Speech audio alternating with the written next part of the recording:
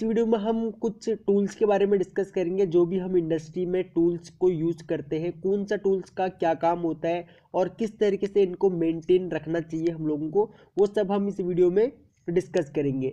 और साथ ही मैं आपको प्रैक्टिकली इन टूल्स को दिखाऊंगा भी कि ये टूल्स किस तरीके से दिखते हैं और इनका किस मतलब क्या क्या काम होता है। ठीक है, तो चलिए सबसे पहले हम स्टार्ट करते हैं। सबसे जो मेन हमारा एक इलेक्ट्रिशियन कह लीजिए या फिर एक टेक्नीशियन कह लीजिए, जो हमारा इलेक्ट्रिशियन जो होता है, जो इलेक्ट्रिकल इंजीनियरिंग की सबसे एक मतलब कि स्टार्टिंग की जो स्टेज होती है इलेक्ट्रिशियन की, उसका या फिर जो हमारा इलेक्ट्रिकल इंजीनियर होते हैं उनका भी जो एक मेन इक्विपमेंट है, मेन जो टूल है वो है हमारा स्क्रू ड्राइवर या हमारा टेस्टर। तो स्क्रू ड्राइवर को अगर हम देखें तो ये कुछ इस टाइप का दिखता है और ये अलग अलग मॉडल में आपको मार्केट में मिल जाएंगे, अलग अलग साइज़ के आपको मार्केट में मिल जाएंगे आपके रिक्वायरमेंट के अकॉर्डिंग। लेकिन एक स्क्रू ड्राइवर जो होता है काफ़ी इंपॉर्टेंट होता है। इससे हम स्क्रू को लूज़ करने या फिर स्क्रू को कसने के लिए या फिर हम कनेक्शन टाइट करने के लिए हम इसको यूज़ करते हैं। ये माइनस में भी आते हैं और प्लस में भी आते हैं। माइनस प्लस मीन्स अभी आपको जो ये स्क्रीन पे दिख रहा है ये माइनस टाइप में है। ठीक है, इसको आप जो स्क्रू आप इसको लूज या टाइट करने के लिए जो यूज़ करोगे आप, वो माइनस टाइप के स्क्रू को लूज करने के लिए या टाइट करने के लिए आप इस वाले स्क्रू ड्राइवर को यूज़ करोगे। एक प्लस में भी आता है, यहाँ पे इसका यहाँ पे जो आपको यहाँ पे माइनस का टाइप दिख रहा है उसमें आपको प्लस का टाइप दिखेगा। ठीक है, वो प्लस टाइप में होगा। तो ये स्क्रू ड्राइवर सबसे इम्पोर्टेंट है और सबसे फर्स्ट में जो हमारा टूल्स में आते हैं, और ये आता है स्क्रू ड्राइवर। उसके बाद हम बात करते हैं प्लायर्स की। प्लायर्स हमारे कई टाइप्स के होते हैं। सबसे पहले अगर हम बात करें तो ये है हमारा कॉम्बिनेशन प्लायर, जो कि हम नॉर्मली यूज़ करते हैं। एक नॉर्मली जो इलेक्ट्रिशियन या फिर इलेक्ट्रिकल डिपार्टमेंट का जो बंदा होता है वो नॉर्मली कॉम्बिनेशन प्लायर को यूज़ करता है। इससे हम वायर्स को टाइट करने, वायर्स को छीलने के लिए भी हम इसको यूज़ करते हैं और कनेक्शन टाइट करने के लिए हम इन प्लायर्स को यूज़ करते हैं। लेकिन कभी भी इन प्लायर्स को एज ए हैमर यूज़ नहीं करना चाहिए।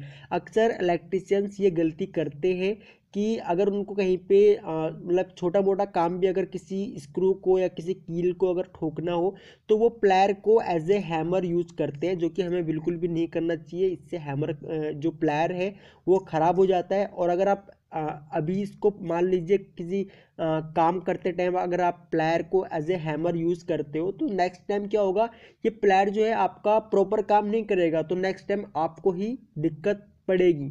ठीक है, तो कभी भी प्लायर को एज ए हैमर यूज़ नहीं करना चाहिए। उसके बाद हमारा आता है, ये है हमारा साइड कटिंग प्लायर। इस प्लायर को हम जो हमारी हार्ड वायर्स होती है उनको काटने के लिए यूज़ करते हैं। जो कि जैसे कि अगर आप वेल्डिंग मशीनों की बात करें तो उसमें हम जो वायर्स को यूज़ करते हैं 0.8 mm या 1 mm की वायर जो उसमें यूज़ की जाती है, इस टाइप की हार्ड वायर को काटने के लिए जो है वो साइड कटिंग प्लायर को यूज़ किया जाता है। या अगर कोई स्टील वायर है तो इस टाइप की वायर को हम कटिंग जो प्लायर है इससे काटने के लिए यूज़ करते हैं। अगर कॉम्बिनेशन प्लायर से अगर आप इन वायर्स को काटने के लिए यूज़ करेंगे तो क्या होता है, प्लायर्स का जो यहाँ का जो मतलब कटिंग वाला जो साइड जो होती है वो डैमेज होने का खतरा रहता है। तो इसलिए हम इन प्लायर्स से जो है वो हार्ड वायर को नहीं काटते हैं। अगर काटेंगे तो यहाँ साइड में एक इसका ऑप्शन और होता है काटने का, हम यहाँ से इसको काट सकते हैं। ठीक है, जो हार्डवेयर होती है। उसके बाद आता है हमारा नोज प्लायर। ठीक है, ये लॉन्ग नोज प्लायर होता है। इसको हम वहाँ पे यूज़ करते हैं जहाँ पे हमें मान लीजिए हमारा हाथ नहीं पहुँच रहा है या फिर इतना स्पेस नहीं है कि हमारा कॉम्बिनेशन जो प्लायर है उससे हम काम कर सकें। तो वहाँ पे हम क्या काम करते हैं, जो हमारा लॉन्ग नोज प्लायर होता है उसको यूज़ करते हैं। या फिर अगर कोई स्क्रू है या फिर अगर कोई मतलब कहीं पे भी अगर ऐसी सिचुएशन आ जाती है जहाँ पे हम कॉम्बिनेशन, जहाँ पे हम सिर्फ प्लायर यूज़ कर सकते हैं लेकिन कॉम्बिनेशन प्लायर को यूज़ करने के लिए हमारे पास स्पेस नहीं है, तो वहाँ पे हम क्या काम करते हैं, लॉन्ग नोज प्लायर को यूज़ में लेके आते हैं। उसके बाद आता है हमारा जिमलेट। देखिए जिमलेट जो है ये काफ़ी इम्पोर्टेंट है, क्योंकि जो कई मतलब कई बार क्या होता है कि जो कारपेंट्री जब आप अभी आप अगर वर्कशॉप पे गए हो या फिर अगर आप वर्कशॉप का आपका मतलब जो सब्जेक्ट है वो आ गया है, या अगर आपका फर्स्ट सेमेस्टर अगर अभी चल रहा है तो आपने जिमलेट का यूज़ किया होगा। जिमलेट का यूज़ कहाँ पे होता है, अगर हम कहीं पे किसी लकड़ी पे, या फिर अगर आप कारपेंट्री शॉप अगर आपने देखी होगी, या कारपेंट्री शॉप में अगर आप गए होंगे, तो वहाँ पे क्या काम करते हैं, स्क्रू को किसी लकड़ी पे टाइट करने के लिए सबसे पहले एक हल्का सा छेद किया जाता है। ठीक है, तो वहाँ पे या फिर ये जो जिमलेट है ये क्या काम करता है, देखिए सबसे इसमें ड्रिल टाइप में, देखिए जैसे कि हमारी जो ड्रिल की जो बिट होती है सेम इसी टाइप की यहाँ पे ये एक बिट होती है, और इसका हैंडल होता है। तो उसमें क्या काम किया जाता है, उस लकड़ी के जो प्लाई है या फिर जो लकड़ी है उसमें होल करने के लिए, उसमें छेद करने के लिए इस जिमलेट का यूज़ किया जाता है। ये है एक तरीके से हैंड ड्रिल भी कह सकते हो आप इसको, सिर्फ इसमें एक हैंडल होता है, इसको हाथ से ही घुमा करके उसमें उसमें लकड़ी में छेद करना होता है। उसके बाद आप इसमें नट बोल्ट या फिर स्क्रू जो भी आप डालना चाहो, टाइट करना चाहो, वो आप कर सकते हो। ठीक है, उसके बाद बात आती है पोकर की। पोकर क्या काम करता है कि अगर हम कोई भी लकड़ी या फिर कोई भी प्लाई है, अगर वुडन प्लाई जो होती है, हमारी लकड़ी की जो प्लाई होती है, उसमें अगर हमें कोई स्क्रू को टाइट करना है, तो उसके लिए हम क्या काम करते हैं, सबसे पहले इस पोकर से हल्का सा छेद कर देते हैं, ताकि जो हमारा स्क्रू है, स्क्रू को हम रख करके उसमें, उसके बाद स्क्रू ड्राइवर से हम इसको टाइट कर सकें। फिर बात आती है चीजल, यानी कि जो छेनी होती है, छेनी भी अगर आप कारपेंट्री शॉप में भी इसका कारपेंट्री शॉप में ही यूज होता है। छेनी को हम यूज़ करते हैं कि हम लकड़ी को काट सकें, या फिर लकड़ी को अगर हम कोई छोटा सा हिस्सा अगर हमको काटना है तो हम वो काट सकते हैं। जो इसका आगे का हिस्सा होता है काफ़ी मतलब कि नोकीला होता है, और ऊपर से हैंडल इसमें लकड़ी का भी हो सकता है हैंडल, या फिर इसमें ऐसा भी हो सकता है कि इसमें हैंडल ही ना हो, ये पूरा का पूरा हैंडल जो है ये लोहे का हो। इसको हम पत्थर तोड़ने के लिए या फिर लोहे के लिए भी यूज़ करते हैं, कि अगर हमें कहीं पे लोहे पे अगर काम करना हो, किसी मेटल पे काम करना हो, तो वहाँ पे भी हम चीज़ल का यूज़ करते हैं। तो ये मल्टीपर्पज़ है, लोहे पे भी हम इसका काम करते हैं, पत्थरों पे काम किया जाता है, और वुडन पे भी इसका काम किया जाता है। उसके बाद बात आती है सा, यानी कि जो हमारे टेनन सा होते हैं, या फिर जो हमारे हैक्सा होते हैं, ये क्या काम करते हैं, जो टेनन सा होते हैं ये लकड़ी काटने के लिए यूज़ में लाए जाते हैं। ये कारपेंट्री शॉप में जब आप जाओगे, या फिर अगर आप कारपेंट्री शॉप में आपने कारपेंट्री शॉप कंप्लीट कर ली है तो आपको पता होगा। और ये होता है हैक्सा। देखिए हैक्सा क्या काम करता है, हैक्सा को हम जो हमारे मेटल होते हैं, या जो हमारे जीआई पाइप है, या फिर जो हमारी लोहे की कोई पाइप्स हैं, तो इन पाइप्स को काटने के लिए हम हैक्सा को यूज़ करते हैं। हैक्सा का काम करता है, इसमें एक ब्लेड होती है, इस ब्लेड को अगर ये ब्लेड डैमेज भी हो जाती है तो भी हम इसको यहाँ से, देखिए इसको जो इसका स्क्रू है इसको यहाँ से लूज़ करके हम इसको रिमूव कर सकते हैं। रिमूव करने के बाद हम इसका चेंज भी कर सकते हैं।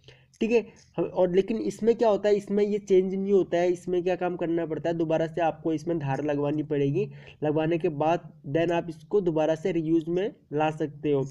लेकिन अगर इसकी धार अगर ख़राब हो जाती है तो आप पूरा का पूरा ब्लेड आपको चेंज करना पड़ता है। और ये ब्लेड की जो कॉस्ट है ये मार्केट में इसकी क्वालिटी के ऊपर डिपेंड करता है। 10 रुपये की भी आपको ब्लेड मिल जाएगी, 20 की भी मिल जाएगी, और 50 रुपये की भी सिंगल ब्लेड मिल जाएगी आपको। ठीक है, ये क्वालिटी के ऊपर डिपेंड करता है। उसके बाद बात आती है हैमर की। देखिए हैमर हमारी पास जो है ये अलग अलग क्वालिटी के हैमर आते हैं, जैसे कि ball pin hammer, cross pin hammer, straight pin hammer, और रिवर्स हैमर, कारपेंट्री हैमर, और क्या कहते हैं एक्स्ट्रा टाइप हैमर। तो ये कुछ टाइप्स के जो हैमर है, यहाँ पे मैंने आपको कुछ हैमर दिखा रखे हैं। जैसे कि ये स्ट्रेट पिन हैमर है, इसमें क्या क्या काम होता है, देखिए ऊपर से जो इसका यहाँ पे ऊपर का हिस्सा जो होता है इसका ये प्लेन टाइप में होता है, लेकिन नीचे का जो हिस्सा होता है ये स्ट्रेट होता है, लेकिन हल्का सा नुकीला टाइप का होता है। इसको आप नॉर्मली छोटी मोटी कीलों को ठोकने के लिए इसको आप यूज़ कर सकते हो। उसके बाद बात आती है यहाँ पे बॉल पिन हैमर की। तो इसका क्या काम होता है, यहाँ पे देखिए, यहाँ पे भी इसमें जो नीचे का हिस्सा होता है इसका वो हल्का सा नुकीला होता है, और ऊपर का जो हिस्सा होता है ये बिल्कुल फ्लैट होता है, लेकिन क्या होता है राउंडेड शेप में होता है। ठीक है, तो इसको भी आप मतलब जो छोटी मोटी कीलें होती हैं, या फिर छोटे मोटे अगर कहीं पे आपको कुछ ठोकना हो तो वहाँ पे आप इसको यूज़ कर सकते हो। ये दोनों के दोनों हैमर जो होते हैं ये ज़्यादातर कारपेंट्री शॉप में यूज़ किए जाते हैं, या फिर अगर आप इंडस्ट्री में जाओगे तो छोटे मोटे काम को करने के लिए इन टाइप्स के हैमर्स का यूज़ किया जाता है। उसके बाद बात आती है हमारी क्रॉस पिन हैमर की। यहाँ पे देखिए, यहाँ पे हल्का सा क्या होता है, ये राउंड शेप में होता है, लेकिन यहाँ पे क्रॉस एक पिन टाइप का होता है ये, ठीक है, और ऊपर से फ्लैट होता है और एंड राउंड शेप में होता है। तो इसको भी आप नॉर्मली छोटे मोटे काम के लिए यूज कर सकते हो। उसके बाद बात आती है ड्रिल मशीन की। तो सबसे पहले जो है हमारी वो है हैंड ड्रिल मशीन। ये हैंड ड्रिल मशीन आपको ज़्यादातर कारपेंट्री शॉप में मिलेगी, कारपेंटर्स इसका ज़्यादातर इस्तेमाल करते हैं। और जो इलेक्ट्रिकल हैंड ड्रिल मशीन्स हैं ये कुछ इस टाइप की होती है, इलेक्ट्रिकल ड्रिल मशीन्स। इन ड्रिल मशीन्स का अलग अलग यूज़ है। ये जो ड्रिल मशीन आपको दिख रही है ये वुड मतलब कि लकड़ी पे, वुडन पे जो है वो होल करने के लिए यूज़ में लाई जाती हैं। इसके ऊपर यहाँ पे बिट लगाई जाती है और ये स्क्रू टाइप का एक गियर टाइप में है।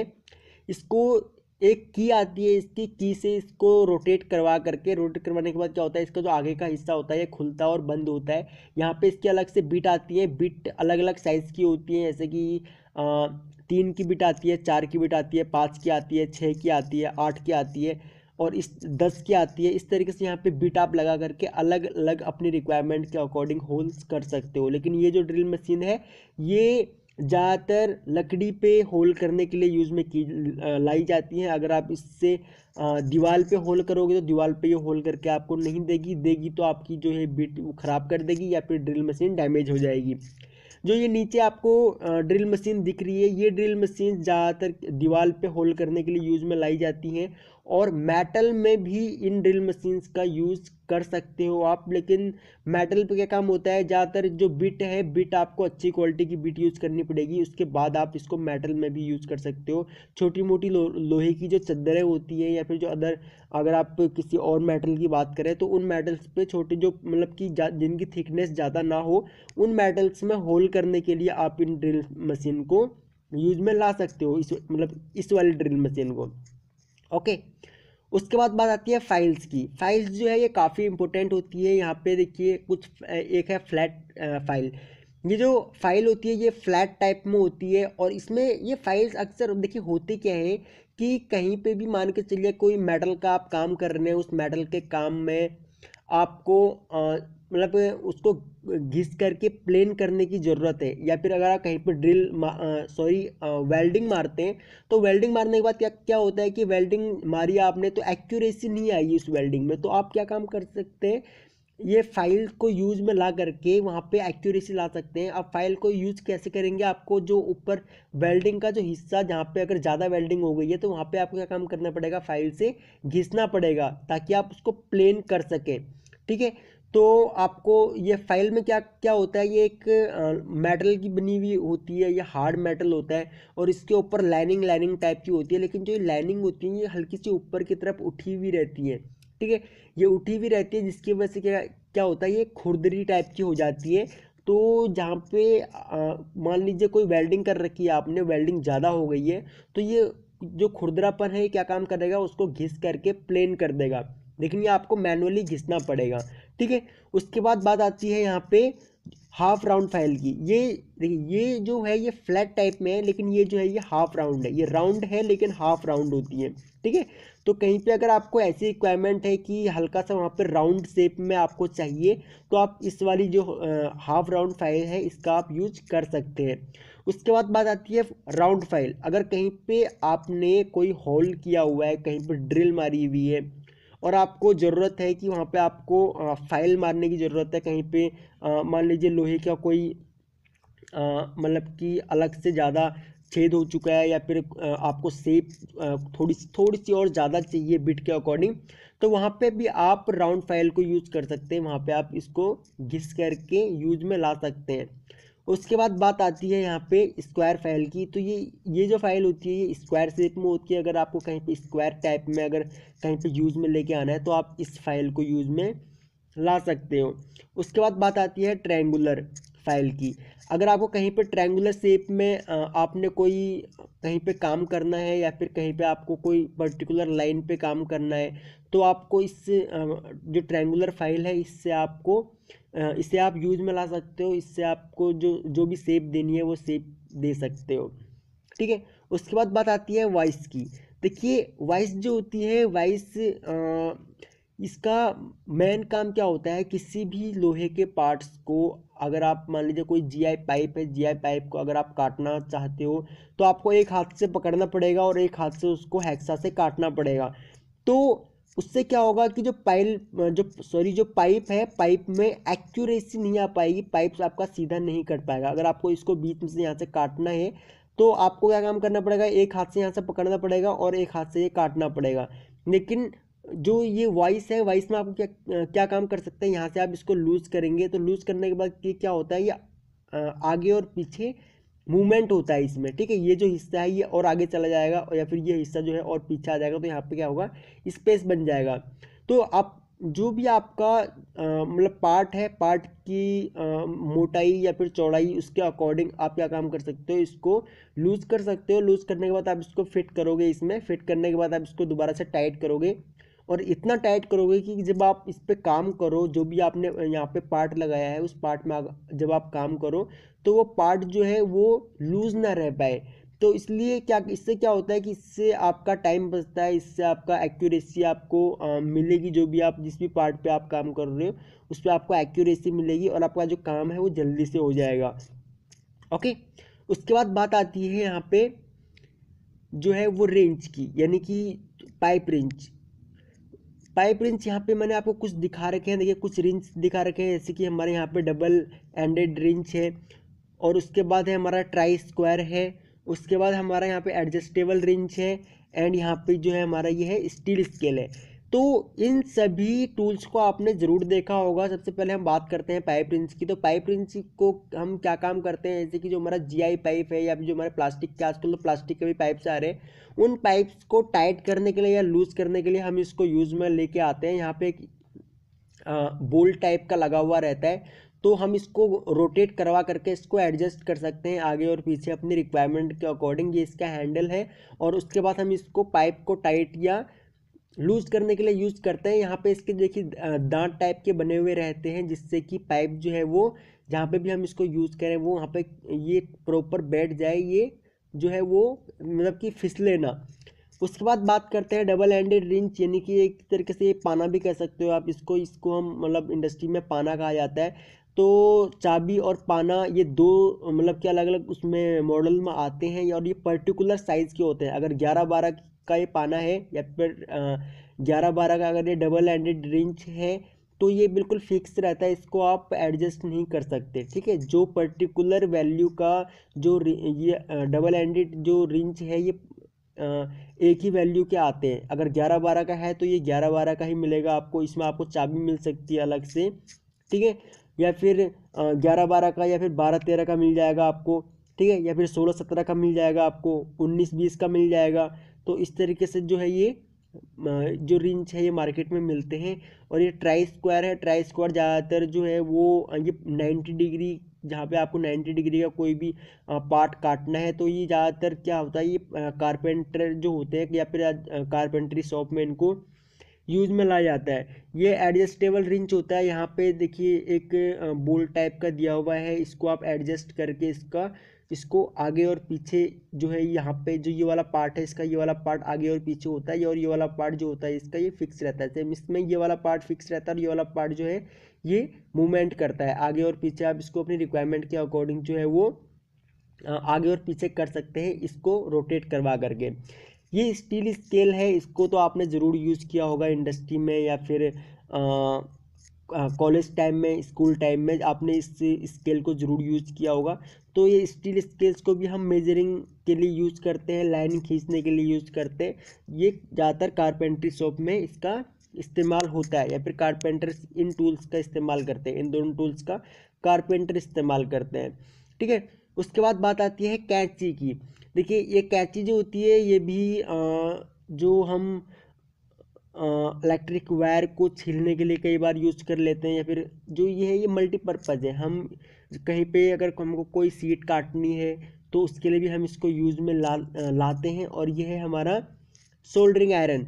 सोल्डरिंग आयरन जो है ये जो सोल्डरिंग वायर होती है हमारी टीन एंड लेड की, जो मिक्सचर होता है 50-50% जो होता है, उसमें हम उसको मतलब कि गर्म करके, वो भी एक धातु होती है, और एक धातु को दूसरी धातु से चिपकाने के लिए जो है वो सोल्डरिंग आयरन, ये सिर्फ एक हीटर होता है इसके अंदर हीटर होता है और एक सोल्डरिंग वायर होती है, और उसमें क्या क्या काम किया जाता है, उसको गरम करके, गरम मीन्स अगर हम इसका जो हीटर है, इसका जो पार्ट है, ये गरम हो जाता है। गरम होने के बाद जैसे ही हम सोल्डरिंग वायर पे अगर इसको लगाएंगे तो सोल्डरिंग वायर क्या होता है, इसको मेल्ट हो जाती है। मेल्ट होने के बाद जब हम इसको किसी जो इलेक्ट्रॉनिक्स बोर्ड होते हैं वहाँ पे अगर हम इसको लगाते हैं, तो लगाने के बाद क्या होता है, वहाँ पे वो दोनों के दोनों जो मेटल होते हैं वो दोनों चिपक जाते हैं। ठीक है, दो मेटल्स को चिपकाने के लिए हम सोल्डरिंग का इस्तेमाल करते हैं। ओके गाइज, तो ये थी कुछ इंपॉर्टेंट इलेक्ट्रिकल टूल्स। तो आई होप कि आपको ये वीडियो पसंद आई होगी। अगर आपको ये वीडियो पसंद आई तो प्लीज़ आप इस वीडियो को लाइक ज़रूर करें, और अगर आपको ये वीडियो से रिलेटेड कोई क्वेश्चन है तो आप में वीडियो के नीचे कमेंट करके हमसे पूछ सकते हैं। हम कोशिश करेंगे नेक्स्ट वीडियो में आपके सभी डाउट्स क्लियर करने की। और प्लीज़ आप हमारी वीडियोस पर लाइक और कमेंट ज़रूर किया कीजिए, क्योंकि हम भी मोटिवेट होते हैं आपके हर एक कमेंट्स को पढ़ने के बाद। हम आपके सभी कमेंट्स पढ़ते हैं और हमें भी मोटिवेशन मिलता है आपके लिए और भी ज़्यादा वीडियोस बनाने का। अगर आप इस चैनल पर न्यू हैं तो आप इस चैनल को सब्सक्राइब कर सकते हैं, बगल में जो बेल आइकॉन है, बेल आइकॉन ऑन कर सकते हैं, ताकि आपको हमारी सभी न्यू वीडियोज़ का नोटिफिकेशन लगातार मिलता रहे। ओके गाइज, तो थैंक्स फॉर वॉचिंग। जल्द मिलते हैं अपनी नेक्स्ट वीडियो में।